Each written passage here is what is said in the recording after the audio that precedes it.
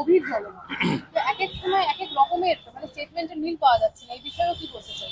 বিভ্রান্তিকর স্টেটমেন্ট, কিন্তু যেহেতু ওই স্টেটমেন্টগুলো সরাসরি তদন্তের সঙ্গে সম্পর্কিত, ওই মুহূর্তের ঘটনা, যেহেতু ওই মুহূর্তে আমরা কেউ উপস্থিত ছিলাম না ওখানে, এবং ওই মুহূর্তে কি হয়েছিল না হয়েছিল সেই বিষয়ে যা যা স্টেটমেন্ট, সেই নিয়ে এখন কোনো মন্তব্য করাটা অন্যায় হবে, কারণ তদন্ত চলছে, তো তদন্ত বিঘ্নিত হতে পারে। তাই ওই বিষয়ে আমার কিছু বক্তব্য নেই। কে কি বলেছেন, কে কি বয়ান দিয়েছেন, তার দায়িত্ব আমি নিতে পারবো না। এবং এটা আরো বিষয় বারংবার যেটা শোনা যাচ্ছে, লীনাদি বহু মানুষের পাশে দাঁড়িয়েছে, তবে এই ক্ষেত্রে কেন তাহলে তিনি বিষয়টাকে এড়িয়ে যাচ্ছেন? কেন তিনি সামনে এসে বিষয়টা যাই ঘটুক তিনি বলছেন আমি না? আবারও বলছি যে আমি আলাদা করে কারো নাম বলবো না। প্রোডাকশন হাউসের পক্ষ থেকে যা যা বিবৃতি দেওয়া হয়েছে, যা যা বক্তব্য রাখা হয়েছে, প্রত্যেকের ক্ষেত্রে আমি বলবো যে আরো সহানুভূতিশীল হওয়া উচিত ছিল, আরো একটু সহমর্মী হওয়া উচিত ছিল, আরো সচেতন হওয়া উচিত ছিল বক্তব্য পেশ করার সময়। তার কারণ এটা একটা মৃত্যুর ঘটনা। আমার মনে হয় তারা যথেষ্ট সচেতন, যথেষ্ট দায়িত্বশীল এবং যথেষ্ট সহমর্মী বিবৃতি দেননি, এইটুকুই আমি বলতে পারি। আউটডোর শুট কতটা নিরাপদ? দেখুন তুমি বহুবার বাইরে গেছো এবং হয়তো তুমি এতদিন তো অনেক এরকম সময় কোনো ঘটনা ঘটেনি, কাজেই আমাদের নিরাপদই মনে হতো।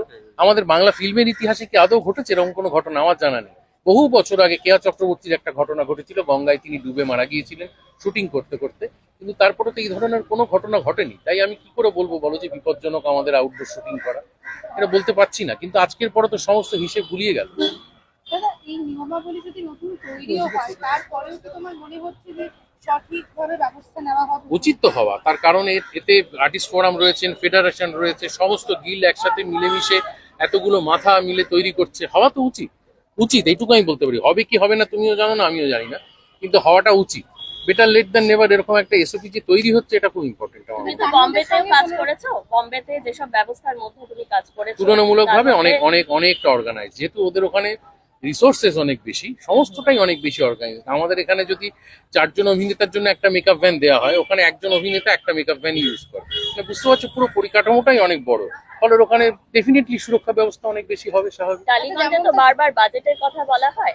এই যে এসওপিটা তৈরি হচ্ছে, তাতে যদি দেখা যায় যে এই সমস্ত ব্যবস্থা নিতে গেলে এটা বহুল বাজেটের ছবি হয়ে যাবে প্রত্যেকটি, বা বহুল বাজেটের সিরিয়াল হয়ে যাবে, বা ওটিটি প্ল্যাটফর্মে যে সিরিজ হয় সেটা হয়ে যাবে, তখন কি এটা ফিজিবল কোনো কিছু হবে বলে যারা মনে হয়? তৈরি করছেন এসওপি, তারা প্রত্যেকে অত্যন্ত অভিজ্ঞ মানুষ। তাদের মাথায় রয়েছেন প্রসেনজিৎ চট্টোপাধ্যায়ের মতো অভিজ্ঞ একজন মানুষ, যিনি 40-50 বছরের ওপরে ইন্ডাস্ট্রিতে রয়েছেন। তার অভিজ্ঞতা তো আমাদের কারণ নেই।